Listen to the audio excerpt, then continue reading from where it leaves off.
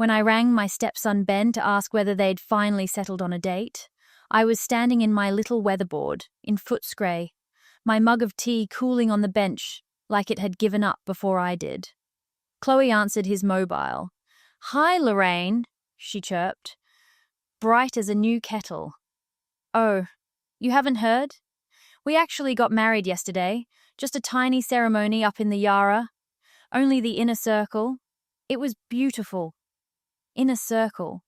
For 3 years I'd been the one quietly keeping their wheels turning, topping up the lease on their gin bar in Brunswick, smoothing over one-off supplier bills, using my late husband Tom's old fibro shack in Torquay as collateral so the bank would even look at their loan application. But somehow I wasn't part of that circle. "That's lovely," I said. "Congratulations." Behind her, I could hear clinking glasses, people laughing. 10 o'clock on a Tuesday morning, the kind of hour normal folks are checking emails, not toasting their new in-laws. Then Ben's voice appeared. "Is that Loz? Put her on speaker."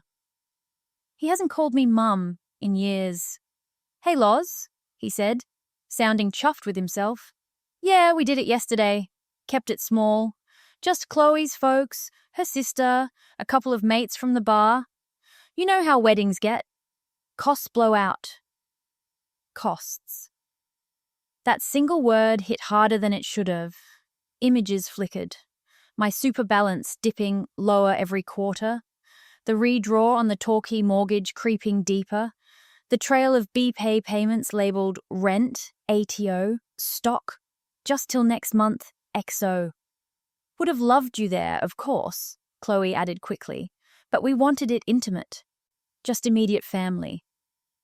Immediate family, apparently, meant everyone who shared her surname. Not the woman who'd raised Ben from 13 when his own mother walked out. "So you're married," I said. "Good on you both." "Yeah," Ben said. "Finally made it official. We'll swing by on the weekend, show you some photos, chat about the next stage for the bar."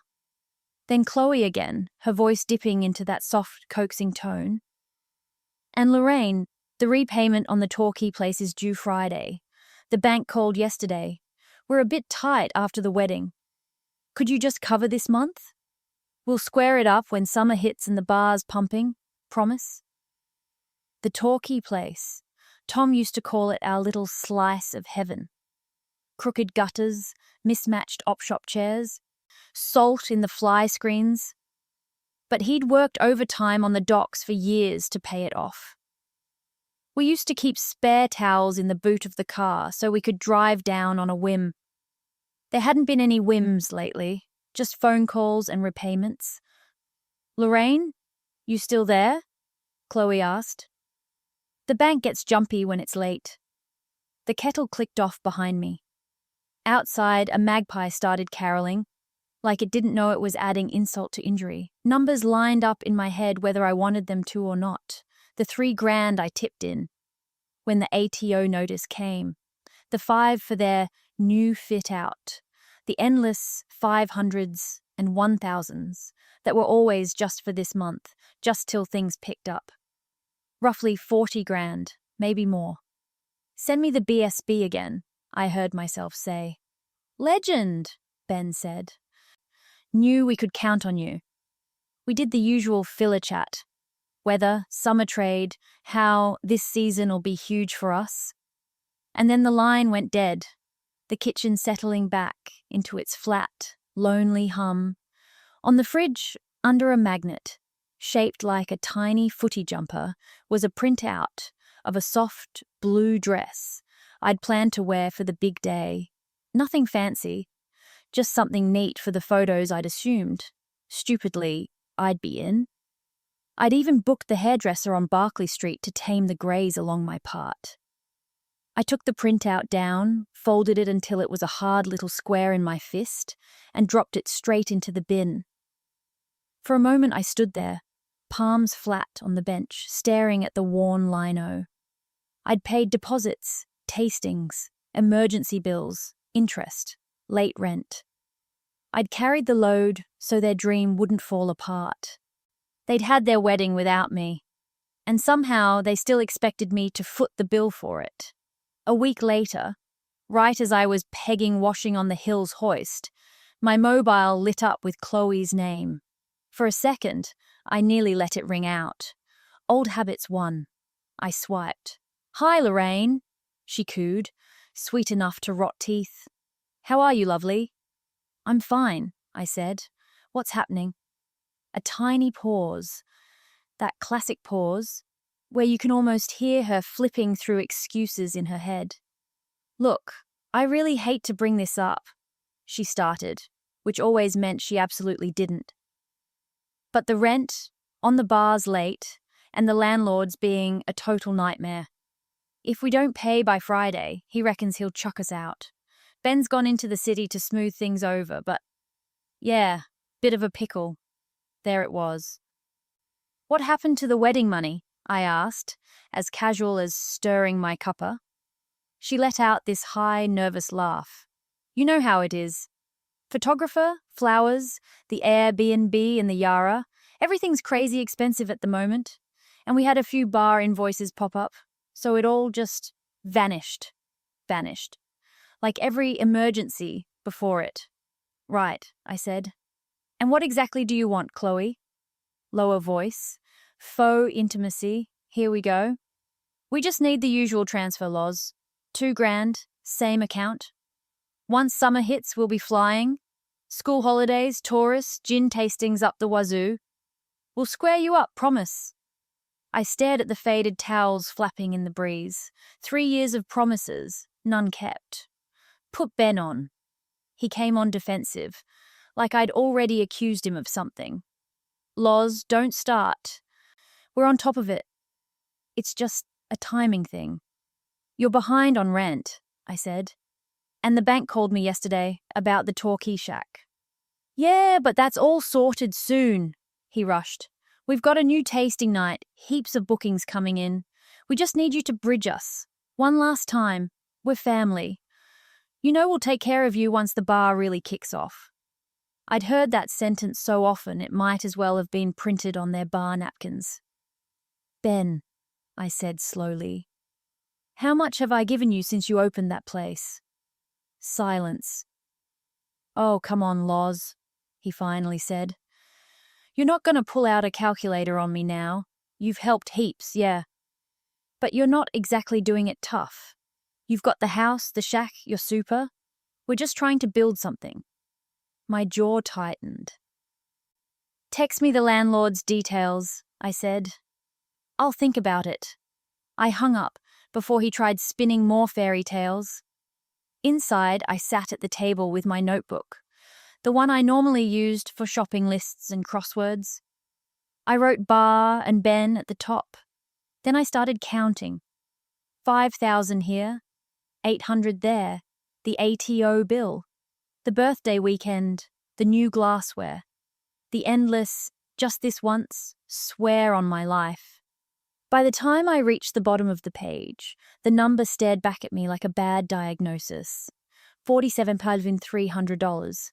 $47,300. Out of my super, out of the house redraw, out of the little "one day we'll go to Europe" fund Tom and I once daydreamed about. For a bar that threw a wedding I wasn't invited to. My phone buzzed. "Chloe. Landlord's name is Gavin. Such a top bloke. Please, Loz. We can't lose the bar. It's our future.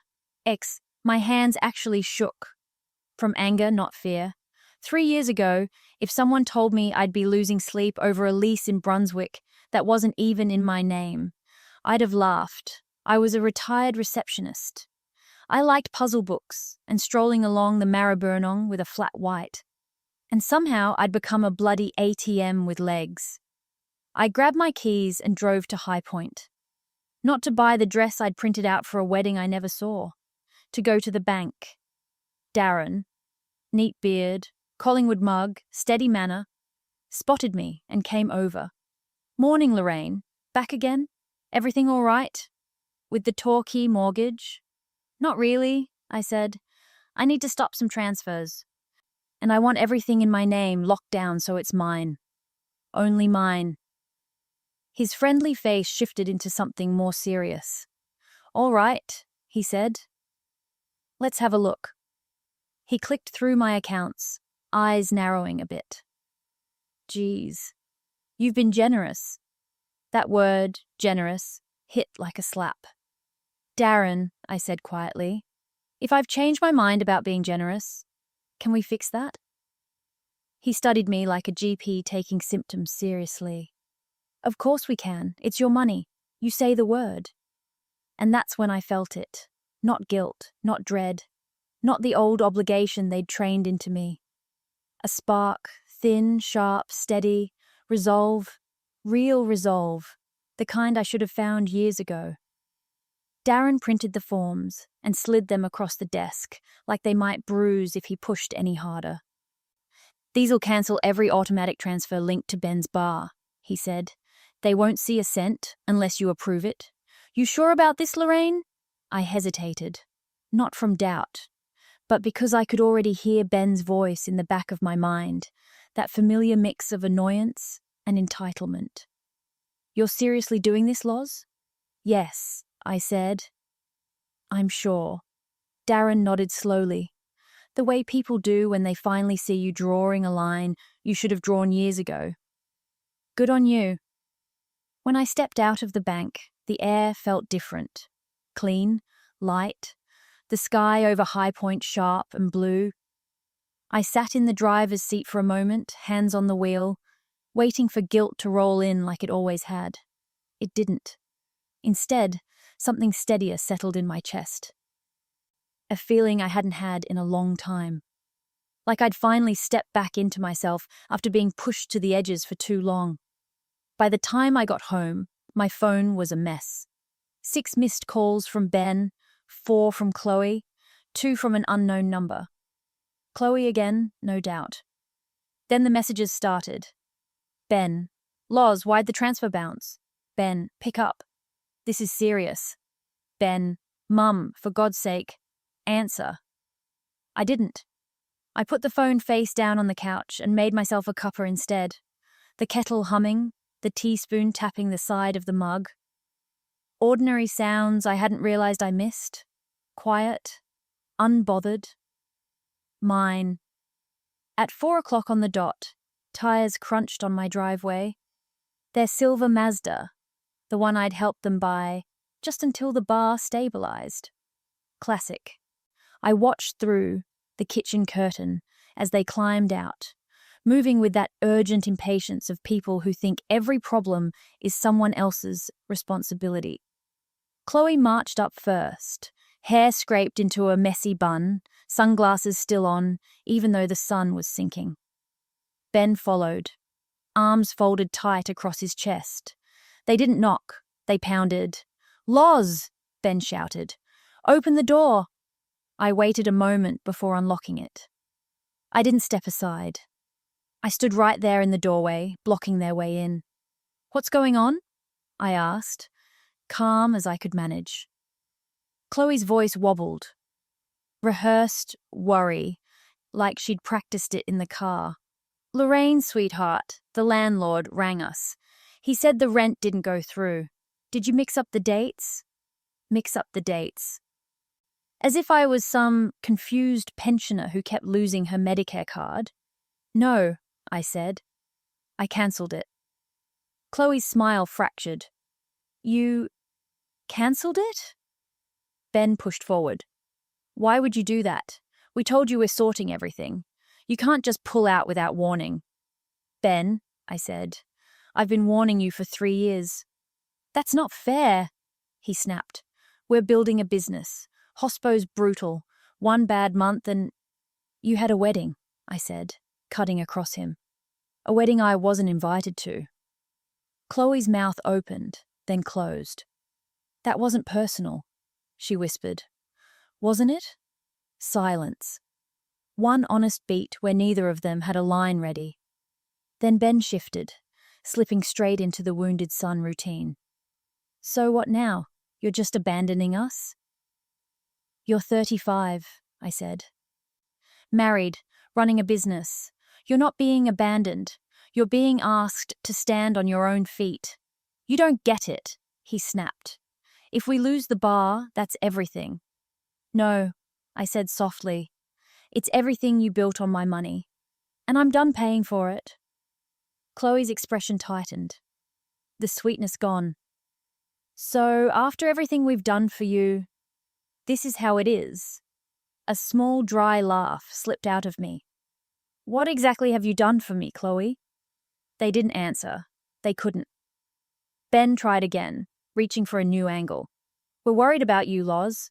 You've been off lately, forgetful, a bit paranoid. Maybe we should get some advice. A doctor? A lawyer? There it was, the threat wrapped as concern. The one older women whisper about at the chemist counter, the pokies lounge, waiting rooms. You should go, I said. Loz? Enough. Go. Something in my voice must have changed because they both stepped back. Chloe tried to soften it again, as if rewinding the moment might fix it. We'll talk tomorrow, yeah? No, I said, closing the door.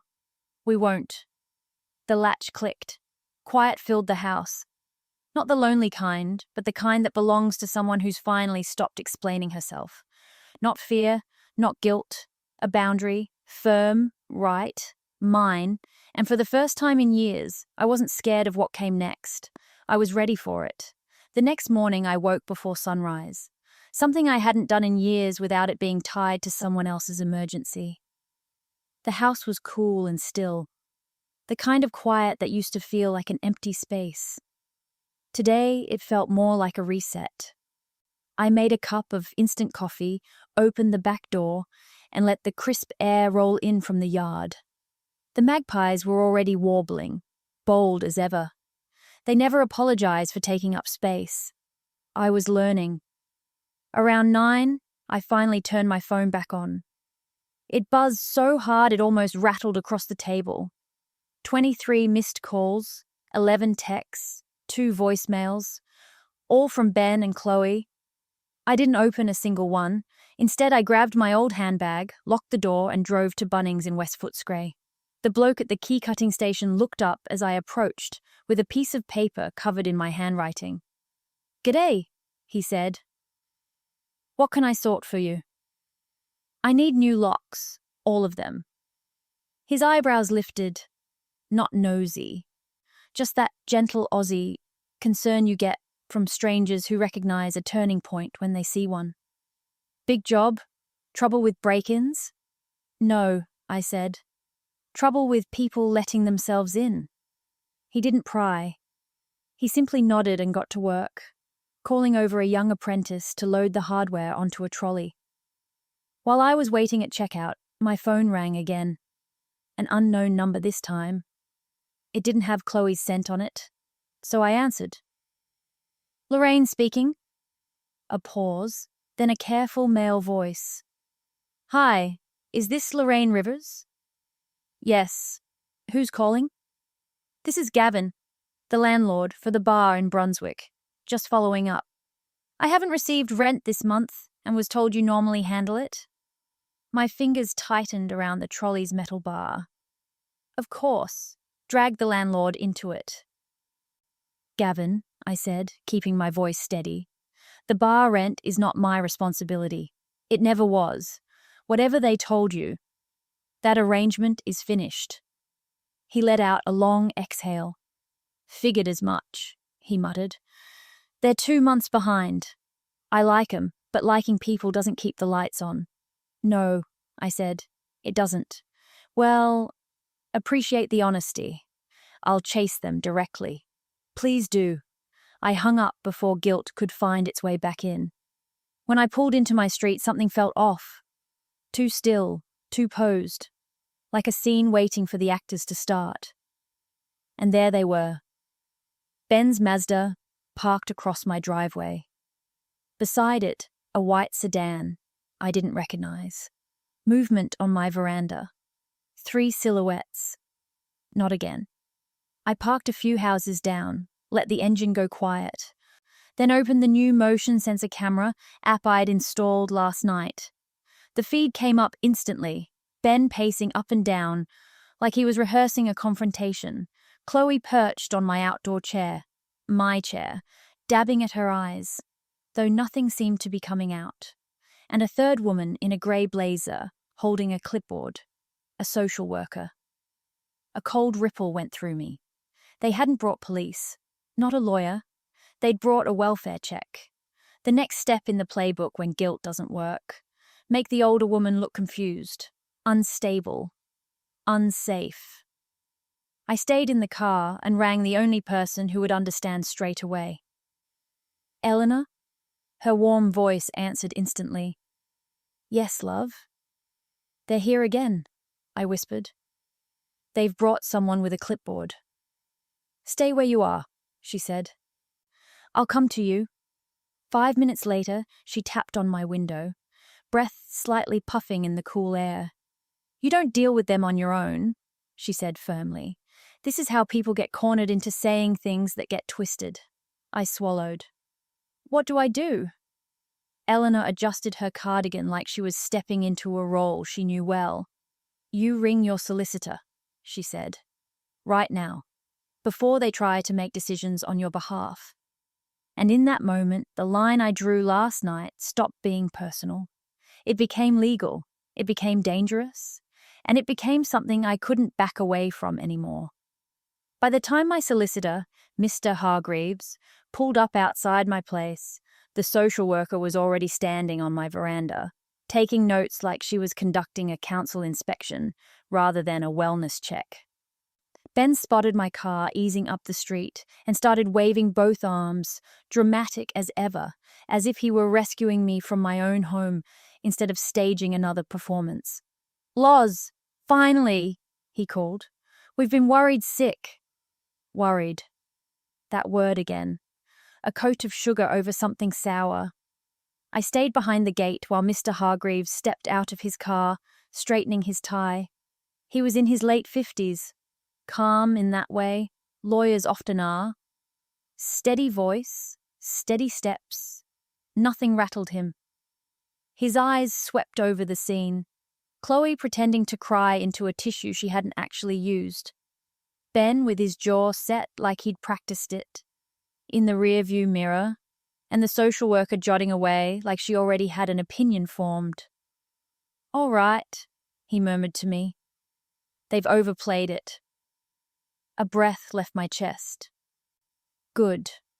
We walked together toward the veranda. Before I could speak, the woman in the grey blazer stepped forward. Good morning, she said, professional and clipped. I'm Ms. Weller from Senior Support Services. We've received a report about concerning behaviour and possible self-neglect. Mr. Hargreaves lifted a hand politely but firmly.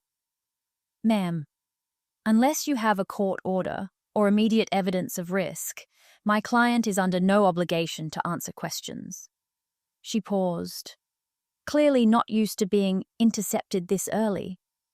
It's only a wellness check, she said. Her family has expressed serious concern.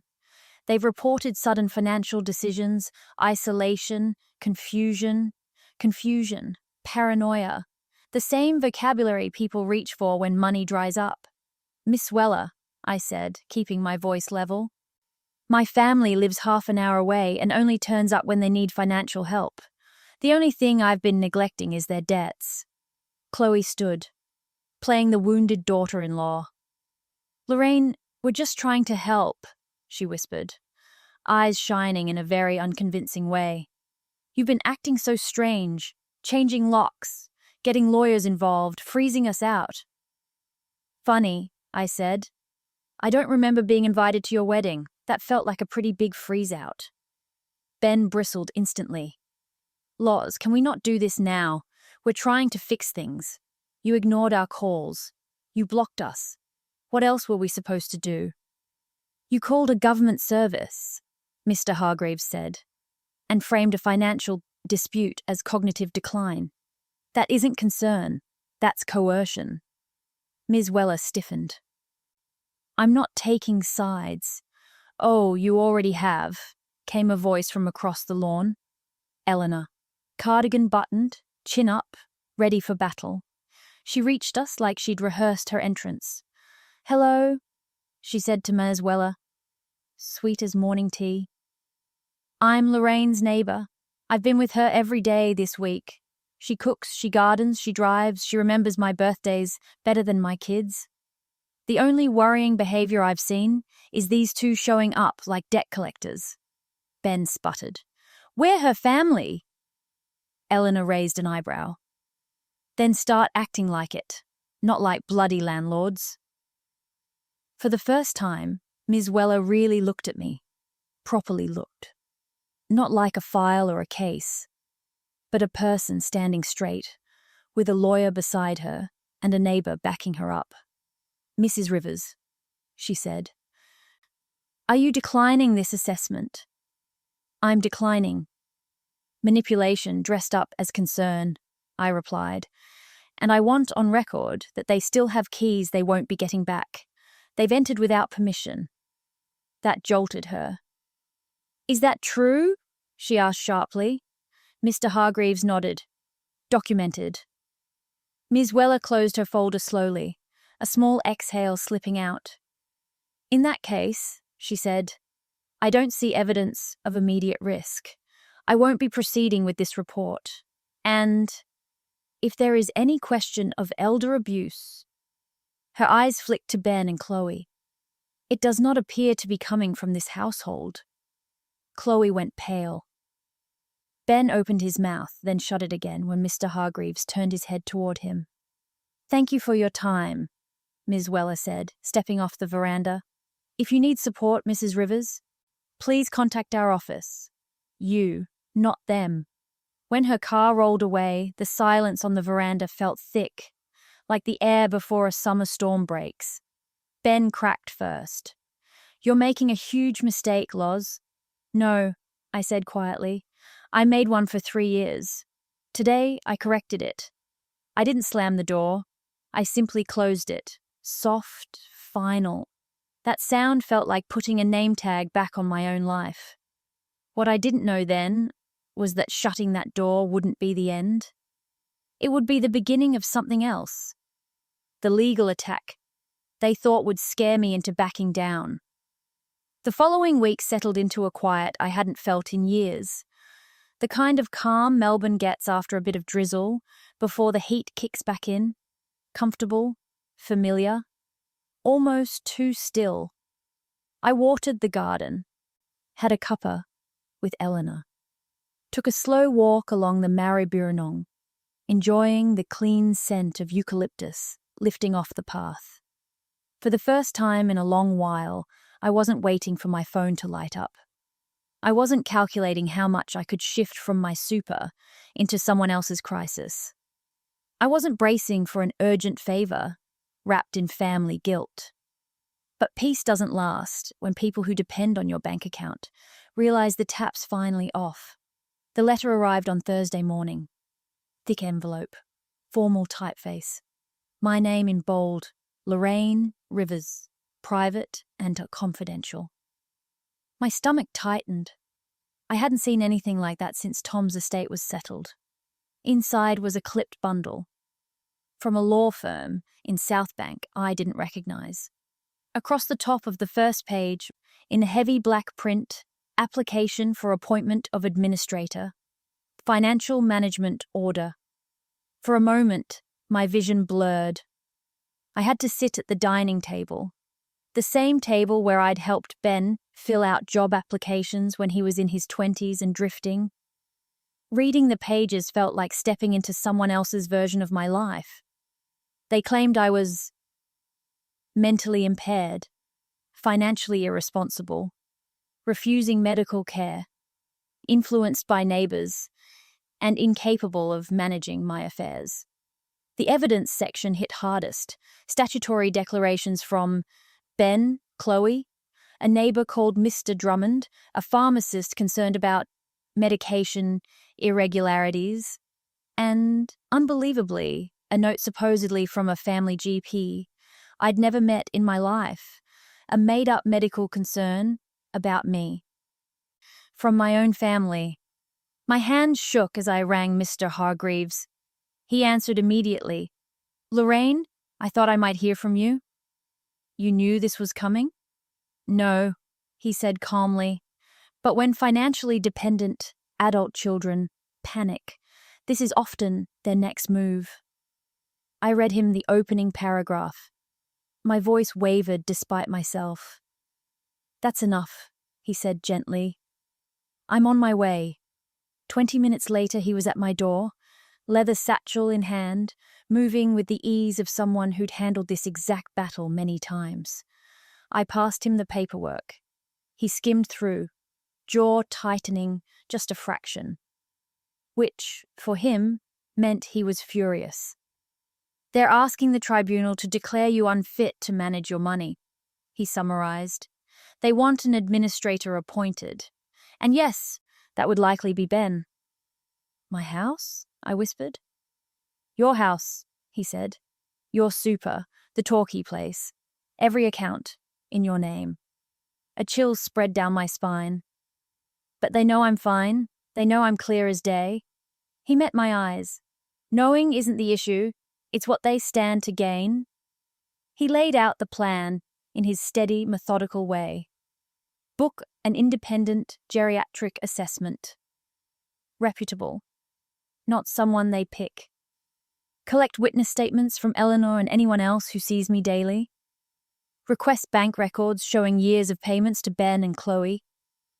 Document every form of pressure, including the welfare visit. Keep a log of every unwanted call, visit, and message. "And Lorraine," he added gently, "you cannot speak to them directly anymore. No conversations at the door, no phone calls. Everything goes through me." A sharp knock sounded. We both froze. "Expecting someone?" he asked. "No." I checked the new camera feed. Chloe stood on my doorstep, clinging to a folder like it was a prop. Eyes blotchy, shoulders slumped, just enough to look fragile. Behind her, Ben leaned on the railing, arms folded, the same stubborn glare he'd worn at 15 when he refused to clean his room. "Don't answer," Hargreaves said quietly. Through the door, Chloe's voice lifted. "Lorraine, please, can we just talk? You forced our hand." We didn't have a choice. They had a choice. They'd chosen the nuclear option. Ben's voice cut in, sharp and accusing. "If you'd just acted normal, we wouldn't have had to get lawyers involved. This is on you." On me. Everything always landed on me. I stepped back from the door, nausea rising. But something else rising with it. That same cold, steady resolve that had been carrying me through the last few weeks. Mr. Hargreaves spoke in a low, even tone. "This isn't the moment to panic. This is the moment to stand firm." I nodded, throat tight. Because it wasn't just my savings they wanted anymore. It was control, total control. And they were ready to drag me through the tribunal to take it. The morning after Chloe and Ben had another go at my front door, I woke feeling like someone had poured gravel into my chest. Not fear exactly. Something heavier.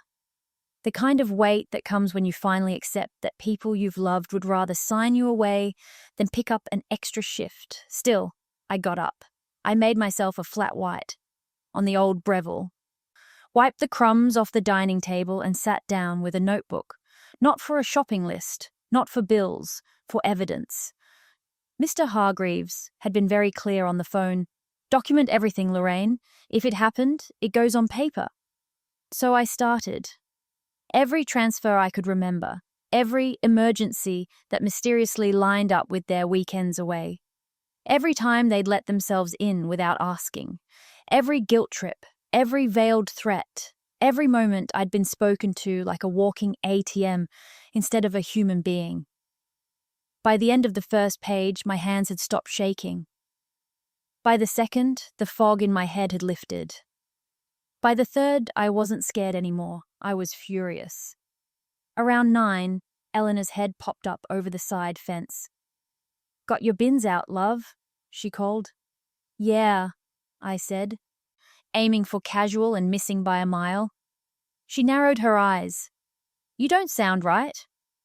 So I told her about the application to have an administrator appointed, about the lies, about being labelled mentally compromised by people whose idea of planning was hoping the bar would go off in summer. Eleanor's whole face changed. Soft grandma 1 minute, battle-hardened the next. Oh, they've lost the bloody plot, she said. Right, shoes on. We're going to the chemist. The chemist? I repeated. Yes, your pharmacist needs the full story. Mr. Patel had run the pharmacy on Berkeley Street longer than I'd known Ben. He always tucked an extra packet of lozenges into my scripts in winter. Lorraine, he smiled when we walked in. Haven't seen you for a while. Everything all right? That depends, I said. Did anyone recently ask you to sign anything about me, about my medication? His smile faltered. Yes. Your daughter-in-law came in. Chloe, yes? My stomach tightened. What did she say? She said she was worried you weren't taking your tablets properly. Wanted to make sure you weren't mixing things up. He shook his head. But you don't take prescription meds, just vitamins and Panadol? I told her that. And the form? I asked. He sighed, looking guilty. She put a paper on the counter, said it was for insurance. I was busy. I signed it. Later I thought, that didn't feel right. I should have checked more closely. I'm sorry. Eleanor stepped forward, arms folded, cardigan sleeves pushed up like she was about to roll someone. Mr. Patel, they're using that to say she's not all there, she said. She needs a proper statement from you. The truth, in writing. Of course, he said immediately. I'll fix it today. You've always been sharp as a tack, Lorraine. Anyone saying otherwise is telling stories. One piece of their evidence gone, just like that. Next on the list was the neighbour who'd apparently seen me acting erratically. According to the affidavit, Mr. Drummond, from across the road, perpetually annoyed even when nothing was happening. He opened the door in stubby shorts and socks, already frowning. What now? He grumbled. I'm here about the statement you gave my son, I said. The one saying you were worried about my behaviour. I just told him what I saw, he said defensively. People coming and going. You putting cameras up. Bit of shouting on the front lawn. Looked dodgy to me. That shouting, I replied calmly, was me asking my stepson to leave after he came into my house without permission. The cameras went in because they kept turning up unannounced, and those people coming and going are my neighbours and friends checking I'm all right. That's not erratic, that's reasonable. He shifted, suddenly less sure of himself. Well, I didn't lie, he muttered. I just thought something was off. Behind me, Mr. Hargreaves, who'd met us there, stepped forward. Mr. Drummond, he said in that level solicitor voice, you signed a legal document that's now before the tribunal. If what you wrote is misleading or based on assumptions instead of facts, you'll need to correct it. Under oath. The colour drained from the man's face. I don't want trouble, he said quickly. If they twisted what I said, that's on them. I'll straighten it out. Good, Mr. Hargreaves replied. We'll be in touch. Another domino. Back at my place, we spread everything across the dining table. Years of bank statements showing money flowing out of my accounts and into theirs. Printouts from the security camera. Ben and Chloe on my property when I wasn't home. Eleanor's notes about visits, dates, what she'd witnessed. Mr. Patel's draft letter. My own scribbled timeline of every emergency that had apparently required my savings. Looking at the pile, my chest tightened again. But this time from clarity, not fear. This is enough to beat them, isn't it? I asked quietly. Mr. Hargreaves nodded. It's more than enough, he said. Judges don't like it when adult children weaponize the system to get their hands on assets. Once they see this pattern, it'll be very hard for Ben and Chloe to look like the concerned family they're pretending to be. I let out a breath I didn't realize I'd been holding. For the first time since the letters arrived, I felt something warm under my ribs. Not hope that Ben would suddenly turn back into the boy who used to help Tom wash the car. That version was gone. This was a different kind of hope. Sharper, older. The kind women get when they finally stop apologizing for existing. But Mr. Hargreaves wasn't finished. Next step, he said, packing some of the papers into his satchel, is the independent assessment, the psychologist they tried to drag onto their side. We'll go to someone reputable instead. You'll talk, they'll listen, and we'll have another piece of proper evidence. I nodded, feeling the nerves creep back in around the edges. I'd spent my life avoiding doctors and specialists, unless absolutely necessary. Now I was heading straight towards one, not because I was unwell, but because I had to prove I wasn't. This wasn't just about money anymore.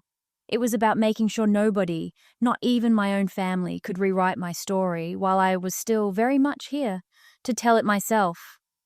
The appointment with the psychologist was booked for Tuesday morning. Dr. Meredith Crowe, a geriatric psychologist in Carlton with a reputation for being fair and frighteningly sharp. The sort who didn't fall for teary relatives or dramatic claims. Mr. Hargreaves insisted on coming. "You're not walking into anything alone," he said. "Not after what they've accused you of." So at 9:15 a.m. we walked into her small office, squeezed between a sushi bar and a florist. The place smelled faintly of sandalwood and eucalyptus, the kind of scent Melbourne clinics use to disguise how stressful appointments usually are. Dr. Crowe stepped out to greet us. Tall silver hair pulled back neatly, cardigan that looked hand-picked from a boutique on Lygon Street. Practical but a bit elegant, like she didn't need to impress anyone. "Mrs. Rivers," she said warmly, then to my solicitor. "And you must be Mr. Hargreaves," he replied, shaking her hand. Something in her expression shifted. Not surprise, understanding. Inside, she gestured for me to sit opposite her. The room was tidy, lined with books and a couple of healthy indoor plants that only psychologists and yoga teachers seem to keep alive. "All right, Lorraine," she said, folding her hands over her notebook.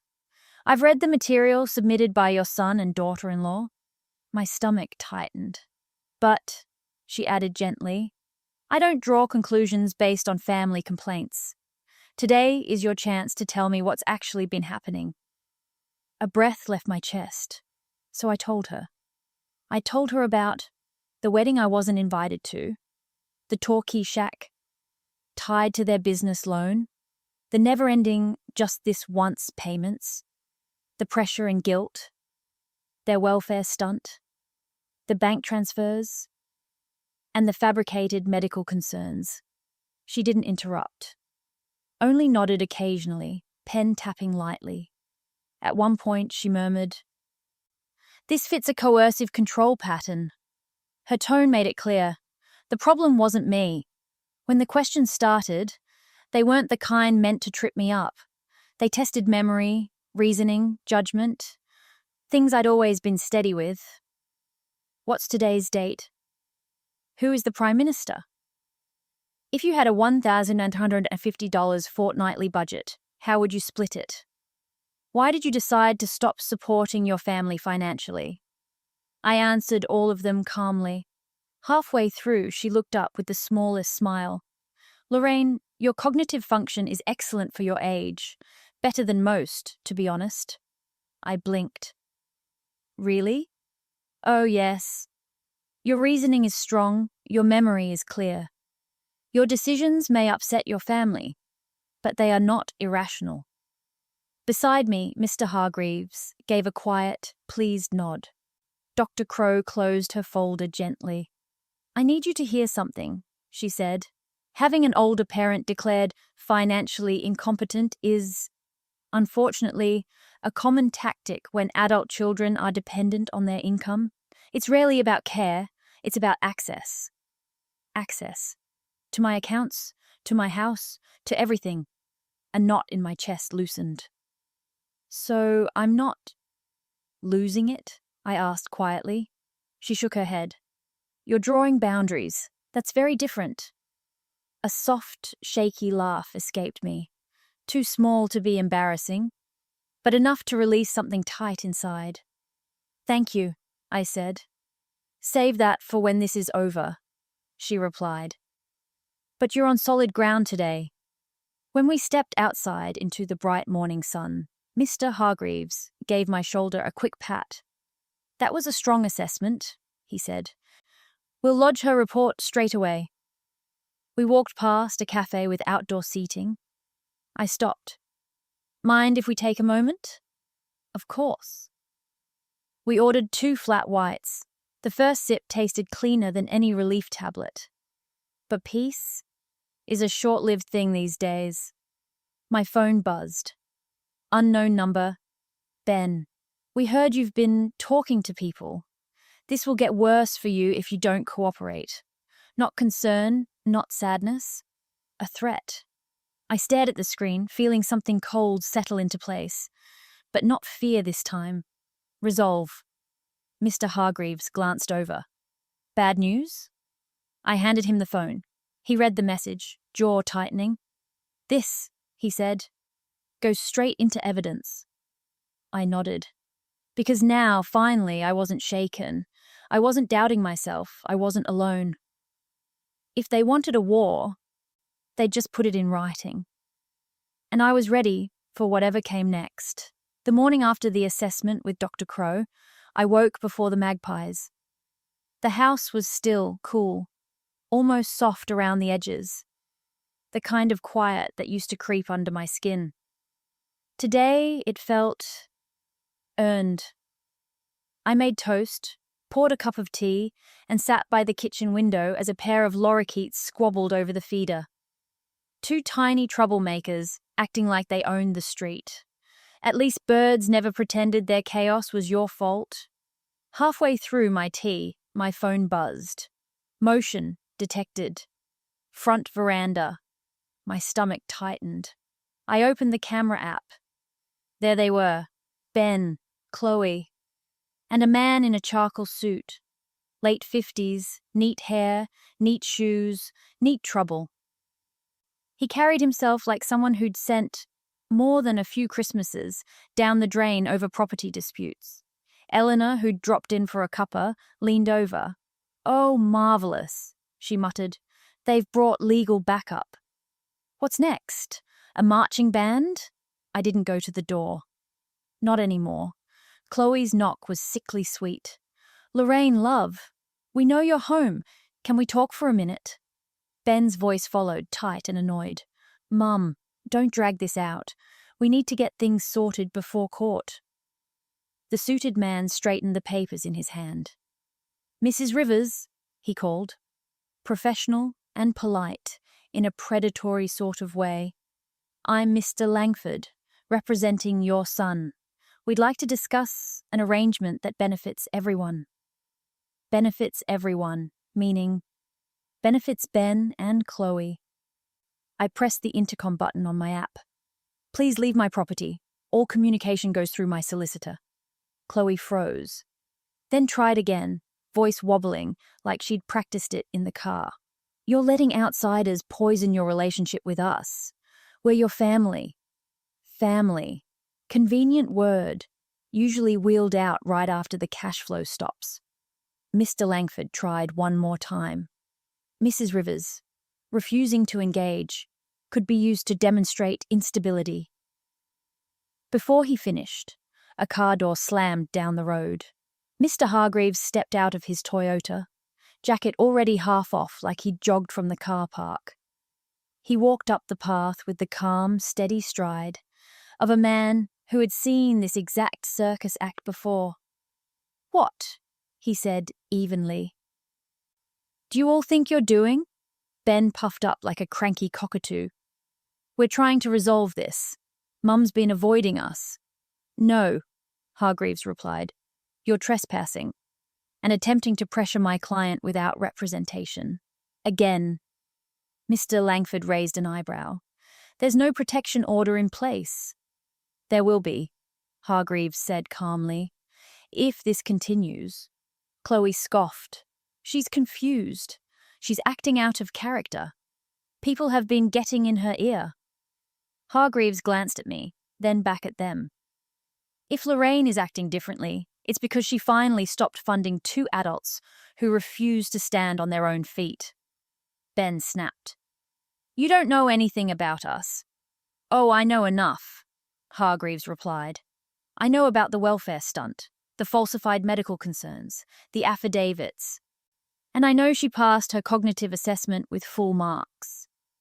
The silence that followed hit the veranda harder than any slammed door.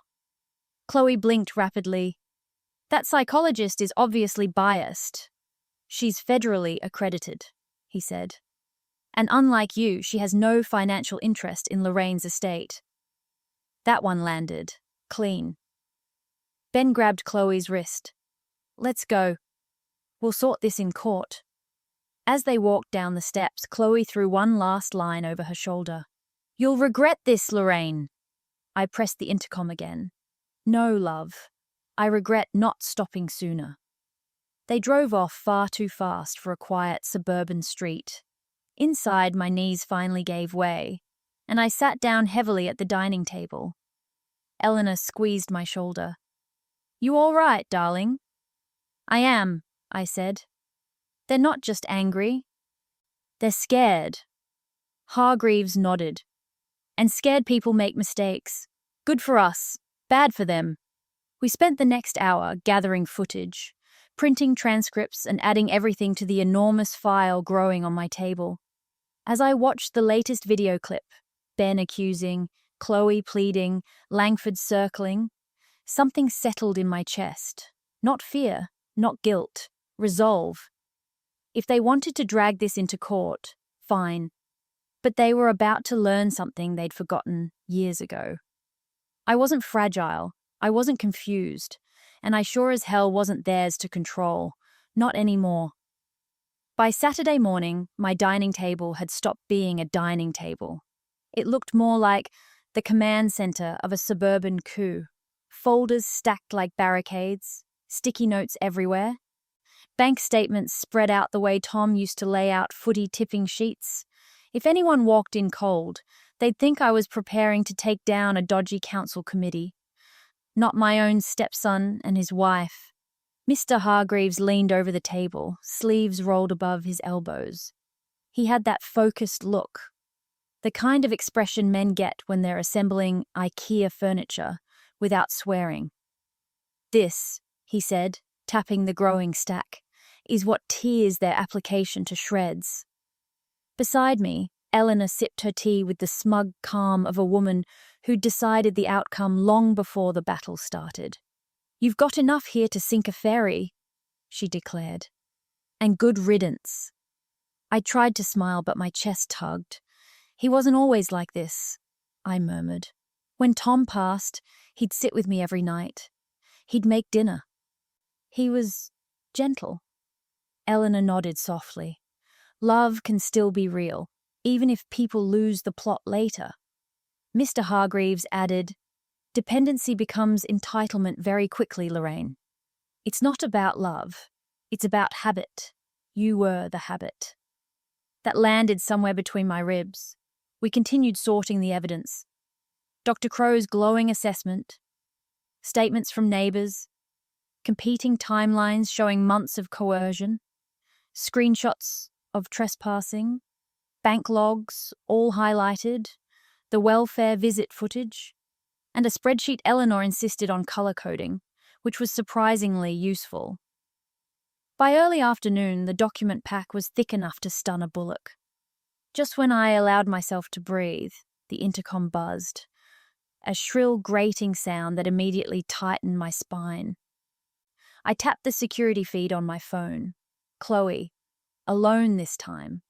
mascara smudged, hair in a frazzled knot, pacing like someone rehearsing a breakdown scene. "Oh, she's putting it on today," Eleanor muttered. Chloe pressed the buzzer again. "Lorraine, please. I just need 5 minutes." I didn't move, didn't speak, didn't even take my hand off my phone.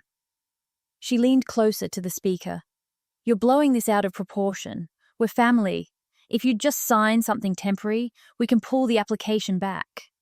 Temporary, meaning permanent, meaning my name on a dotted line and their hands in every corner of my life. The intercom crackled again. "Please, Lorraine, we're desperate." Eleanor rolled her eyes. Not desperate for her love. Desperate for her Visa card? I quietly switched the intercom off. The silence was almost musical. Moments later, a text lit up on my screen. "Chloe, we don't want to take your rights. You're forcing us into this. Please talk to us before things get worse." XX. I handed the phone to Mr. Hargreaves. He read it once, nodded. Good. More evidence of coercion and implied threats. He put the phone down with quiet precision, like a surgeon laying out a scalpel. "Lorraine," he said, "I know this hurts. But legally? You're in a very strong position." I swallowed hard. And emotionally? He gave me a kind, steady look. "You're stronger than you think." Eleanor squeezed my hand. "And you're not doing this alone." Not anymore.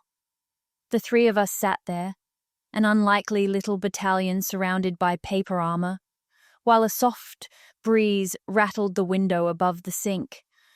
For the first time since this nightmare began, the fear didn't win, the guilt didn't win, resolve did.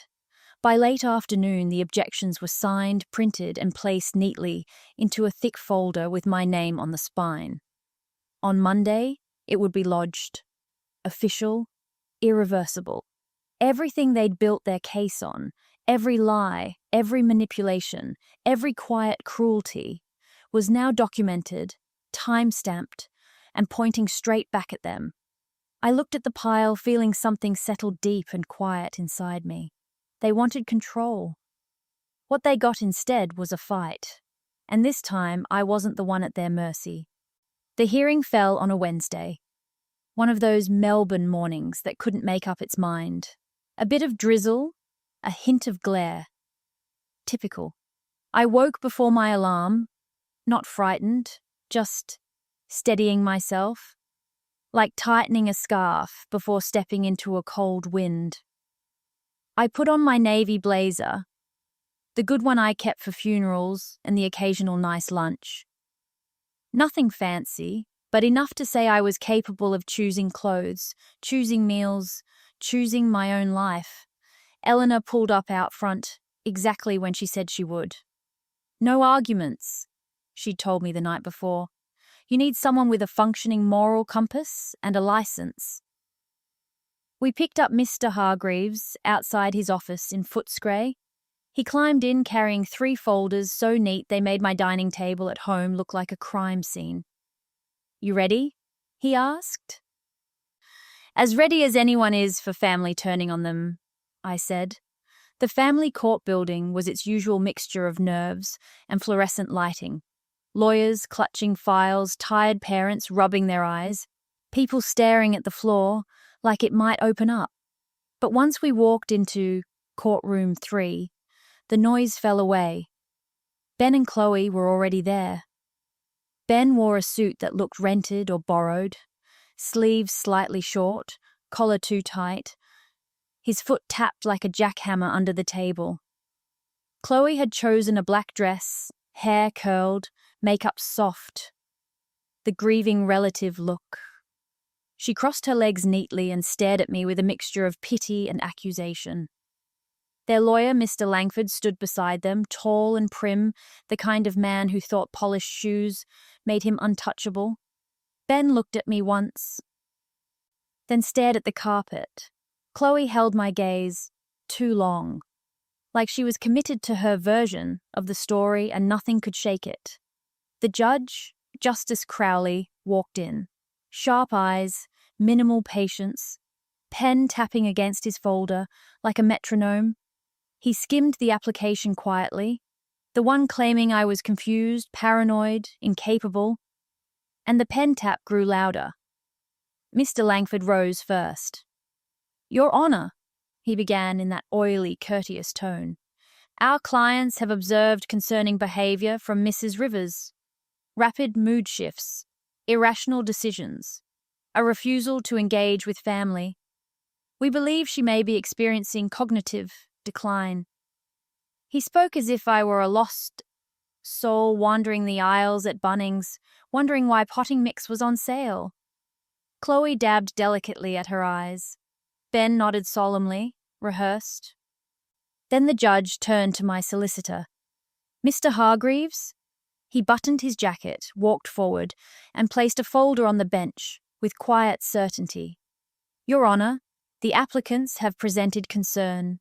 We present facts." He listed our evidence piece by piece, each one more damning than the last. The 3 years of financial transfers, totaling $47,300. The footage of Ben and Chloe entering my property without permission. Coercive text messages, stable bank records, and a clean financial management history. Eleanor's statement. Corrected affidavits from the neighbour and the pharmacist. And finally, Dr. Crow's full cognitive and psychological assessment. Justice Crowley paused on the report. His eyebrows lifted slightly. Cognitive function, excellent. No signs of decline. Demonstrates reasoning, planning, and financial capability. He read it slowly, as if letting every word sink into the woodwork. Mr. Hargreaves added, "Your Honour, the timing is notable. These concerns arose only after Mrs. Rivers chose to stop funding their business and personal expenses." Ben stiffened. Chloe's jaw tightened. Their lawyer objected. The judge didn't even look up. Overruled. Then it was my turn. My legs shook, but my voice didn't. I swore the oath, sat down, and answered each question plainly. When asked why I cut financial support, I took a breath and spoke carefully. Because helping became expected. Expected became demanded. And demanded became abusive. I wasn't confused, I was taken advantage of. And when I stopped paying, they tried to take control. The courtroom went still. Even the court clerk stopped typing. Justice Crowley nodded, eyes sharper now. He asked a few clarifying questions. Dates, amounts, decisions I'd made over the past year. And each answer came easily, solid as concrete. When I stepped down, Hargreaves murmured, "You did beautifully." But as we left the courtroom, it was the look on Ben and Chloe's faces that told the real story. Their confidence had cracked. They weren't looking at an old woman losing her mind. They were looking at someone they'd underestimated, badly. Tomorrow, the judge would hand down his ruling. And for the first time in months, I felt the faintest flicker of certainty. They were the ones who should be scared now. The next morning felt unusually still. Not silent, just settled. As if the suburb had dialed its volume down out of courtesy. Even the tram, rumbling along the main road, sounded faint, like it didn't want to intrude. I dressed slowly, navy slacks, white blouse, the same blazer from yesterday. Steady clothes for a steady day. A day that would tell me whether I still owned my life. Eleanor arrived with her thermos, and that determined glint she gets when she's about to give someone a piece of her mind. "You're going to be fine, love," she said as we drove. "They made this mess themselves. You just stopped cleaning up after them." Mr. Hargreaves met us at the courthouse steps, folders tucked neatly under his arm. "You all right?" he asked. "I am," I said. And for the first time in weeks, I meant it fully. Inside courtroom 3, Ben and Chloe were already seated. Ben looked worn, grey around the edges, hair uncombed, suit rumpled, like he'd yanked it from the back of a wardrobe. Chloe wore the same black dress she'd worn yesterday, though it didn't have the same impact anymore. It looked tired, overused, like she knew the performance had run its course. Their lawyer, Langford, leaned forward, whispering at them, voice sharp enough to cut fabric. No one looked confident. Justice Crowley entered. We all stood, then sat. He adjusted his glasses and began without fanfare. This matter concerns the application for financial administration over Mrs. Lorraine Rivers. My pulse thudded once, not fear, more like bracing for a wave. I have reviewed all evidence presented, he said, including psychological assessments, financial documentation, witness statements, and behavior patterns from both parties. Eleanor's hand wrapped around mine under the table. Firstly, the judge continued, the court finds no medical, cognitive, or psychological basis for an administration order. Dr. Crow's assessment is comprehensive and conclusive. Chloe shifted. Ben swallowed hard. Secondly, the court notes several attempts by the applicants to obtain financial control through inappropriate channels, including misleading statements, coercive communication, and repeated uninvited attendance at the respondent's property. Langford stiffened. Ben's foot jittered uncontrollably. Justice Crowley laid down his pen. In light of this, the application is... The moment hung in the air. Dismissed. A slow exhale escaped me before I even realized I'd been holding it. But the judge wasn't done. Furthermore, he said, I am issuing a protective order. The applicants are prohibited from contacting Mrs. Rivers directly or attending her residence for 12 months. Any necessary communication must occur through solicitors. Ben's head shot up. What? You can't...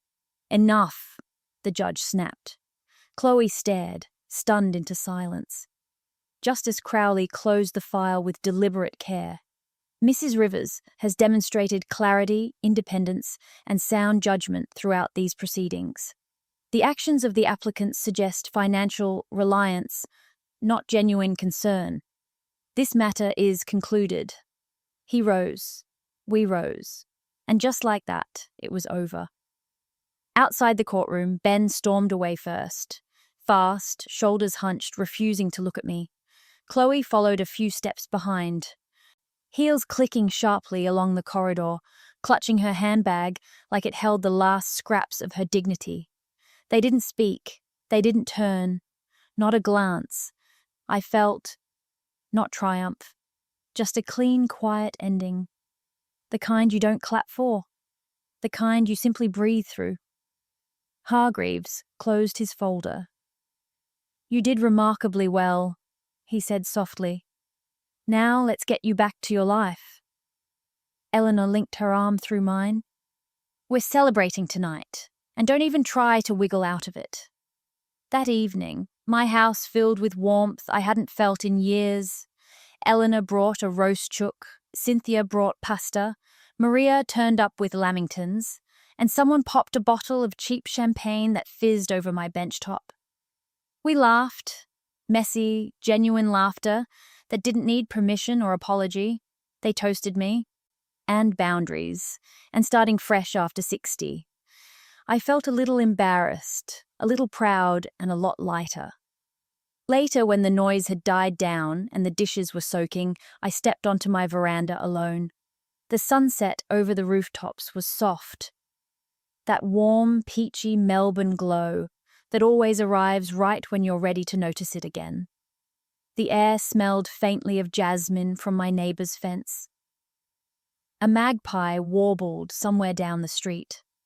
For the first time in years, there was no phone buzzing, no crisis waiting, no expectation hanging over me like damp laundry.